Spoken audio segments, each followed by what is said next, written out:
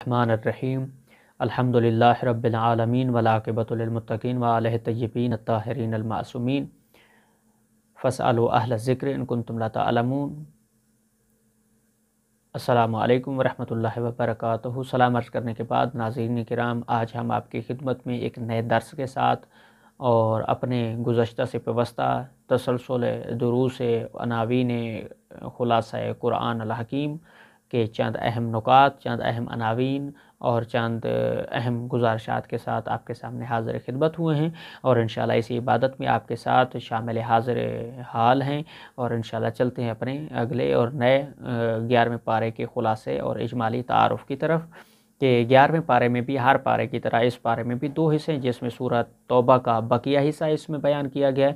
اور دوسرے حصے میں سورہ یونس جو ہے وہ مکمل اس میں بیان کی گئی ہے، اور پہلے نمبر پر سورہ توبہ کے بقیہ حصے میں 3 باتیں جو ہے وہ ذکر کی گئی ہیں، اور وہ جو 3 باتیں ہیں وہ یہ کیا ہیں؟ اس میں پہلے نمبر پر جو ہے منافقین کی مذمت کی گئی ہے، اور دوسرے نمبر پر حقیقی شہداء کی 9 صفات جو ہیں وہ بیان کی گئی ہیں، اور تیسرے نمبر پر سابقون الاولون سے اللہ کی رضایت کا اعلان جو ہے وہ کیا گیا، اور چوتھے نمبر پر غزوہ تبوک میں شرکت نہ کرنے والے 3 صحابہ ان کا ذکر کیا گیا ہے، اور 5ویں نمبر پر مومنوں کو صادقین کے ساتھ ہو جانے کا جو حکم تھا اس کا ذکر کیا گیا، اور ہم اس طرح انشاءاللہ جتنے نکات بیان کیے ہیں اس کے ہر ایک نکتے کی انشاءاللہ مختصراً تھوڑے سا اجمالی تعارف اور اس کی ایک لائن میں وضاحت جو وہ آپ کے سامنے پیش کرنے لگے ہیں، کہ منافقین کی جو مذمت کی گئی ہے اس میں اللہ تعالیٰ نے غزوہ تبوک میں شریک نہ ہونے والے کے بارے میں منافقین کے جھوٹے جو ہے وہ اقدار کی اپنے نبی کو خبر دے دی، نیز منافقین نے مسلمانوں کو تنگ کرنے کے لیے مسجد ضرار بنائی، اور اللہ تعالیٰ نے نبی کو اس میں کھڑا ہونے سے منع فرمایا، اور نبی علیہ السلام کے حکم سے اس مسجد کو جلا دیا گیا اور منافقین سے منہ پھیر لینے کا حکم دے دیا گیا۔ اور دوسرے نمبر پر کیا ہے کہ حقیقی شہداء کی 9 صفات بیان کی گئیں، کہ حقیقت میں شہداء کی صفات کیا ہیں، ان کی علائم کیا ہیں، وہ کیا کرتے ہیں، کیا ان کا رتبہ اور مقام، اور کیا ان کی جو ہے وہ چیزیں بیان کی گئی۔ تو اس میں پہلی چیز یہ ہے کہ حقیقی شہداء کی 9 صفات ہیں، 9 صفات ہیں۔ اس میں پہلے نمبر پر توبہ کرنے والا ہو، دوسرے نمبر پر عبادت کرنے والا ہو، تیسرے نمبر پر جو ہے وہ حمد خدا کرنے والا ہو، اور چوتھے نمبر پر روزہ رکھنے والا ہو، 5ویں نمبر پر رکوع کرنے والا ہو، 6ٹھے نمبر پر سجدہ کرنے والا ہو، 7ویں نمبر پر نیک کاموں کا حکم کرنے والا ہو، اور 8ویں نمبر پر بری باتوں سے منع کرنے والا ہو، اور 9ویں نمبر پر اللہ کی حدود کی حفاظت کرنے والا ہو، اور اسی طرح سے جو تیسرا نقطہ بیان کیا تھا اس میں سابقون الاولون سے اللہ کی رضایت کا اعلان جو ہے وہ کیا تھا، کہ روایات میں آیا ہے کہ سابقون الاولون کا مصداق حضرت موسیٰ کے لیے اور حضرت موسیٰ کے لیے یوشع تھے، اور حضرت عیسیٰ کے لیے صاحب یاسین، اور حضور صلی اللہ علیہ وآلہ وسلم کے لیے جناب امیر کائنات علی ابن ابی طالب علیہ السلام ہیں۔ اور چوتھا نقطہ جو تھا کہ غزوہ تبوک میں شرکت نہ کرنے والے جو 3 صحابہ تھے ان کا اسم مبارک جو ہے وہ بیان آیا ہے، کہ جس میں پہلا جو ہے کعب بن مالک، یہ کاف جو ہے کشتی والا، کاف عین بے بن مالک، اور دوسرا جو ہے ہلال بن امیہ، اور تیسرا جو ہے مرارہ بن ربی جو ہے۔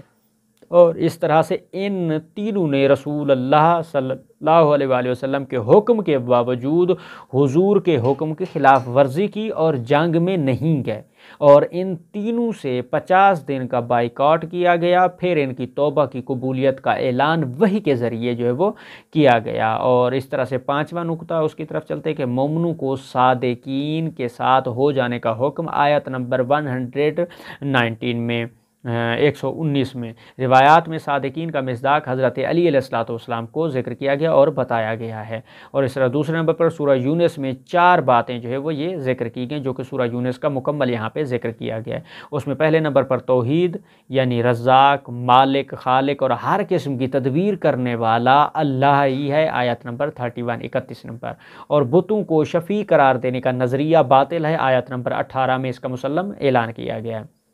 اور دوسرے نمبر پر یہ ہے کہ رسالت اور اس کے ضمن میں حضرت نوح، حضرت موسیٰ، حضرت ہارون اور حضرت یونس علیہ السلام کے قصے جو ہے وہ ذکر کیے گئے ہیں سورہ یونس میں، اور اس کے علاوہ ہدایت کرنے والے کا معیار دیا گیا ہے، اور علامہ حسقانی فرماتے ہیں کہ ابن عباس نے فرمایا کہ اس کا مصداق اللہ اور رسول کے بعد علی ہیں، کیونکہ علی نے بغیر اس کے کہ رسول کے علاوہ کسی اور سے تعلیم حاصل کی ہو صحیح فیصلے کرتے ہیں۔ اور تیسرے نمبر پر قیامت یعنی روز قیامت سب کو جمع کیا جائے گا، آیت نمبر 4، اور کفار کو اس کا یقین نہیں ہے، آیت نمبر 11 میں اس کا اعلان کیا گیا۔ اور چوتھا نقطہ یہ کہ قرآن کی عظمت، یہ بڑی دانائی کی کتاب کی آیات ہیں، جس میں آیت نمبر 1 میں اس کا ذکر کیا گیا۔ اور سورہ جناب حضرت نوح کا جو قصہ ہے کہ حضرت نوح علیہ السلام نے اپنی قوم کو دعوت دی، انہوں نے بات نہیں مانی، سوائے کچھ لوگوں کے کہ اللہ تعالیٰ نے ماننے والوں کو نوح علیہ السلام کی کشتی میں محفوظ رکھا، اور باقی سب کو کہ جو کہ نافرمان تھے پانی میں غرق کر دیا۔ اور یہاں ایک قابل غور نقطہ یہ ہے کہ حضور علیہ السلام نے بھی اپنی امت کی نجات کے لیے اپنے اہل بیت کو سفینہ قرار دیا، اور اس میں سوار ہونے والوں کی نجات کی ضمانت لی، کہ جس میں فرمایا کہ ان الحسین مصباح الہدی و سفینۃ النجات، ٹھیک ہے۔ اور اسی طرح سے حضرت موسیٰ اور ہارون علیہ السلام کا قصہ کہ حضرت موسیٰ اور ہارون علیہ السلام کو اللہ تعالیٰ نے فرعون کی طرف بھیجا، اور فرعون اور اس کے سرداروں نے بات نہ مانی، بلکہ فرعون نے خدائی کا دعویٰ کیا، اور حضرت موسیٰ علیہ السلام کو جادوگر بتلایا، اور ان کے مقابلے میں اپنے جادوگروں کو لے آیا۔ جادوگر حضرت موسیٰ علیہ السلام پر ایمان لے آئے، اور پھر اللہ تعالیٰ نے حضرت موسیٰ اور ہارون علیہ السلام کو حکم دیا کہ اپنی قوم کے لیے مصر میں گھر مسجدیں بنائیں، اور مسجدوں میں سب نمازیں ادا کریں۔ یہ چند ایک واقعات تھے، اور انشاءاللہ باقی جو گزشتہ پیوستہ ہے انشاءاللہ ہم اپنے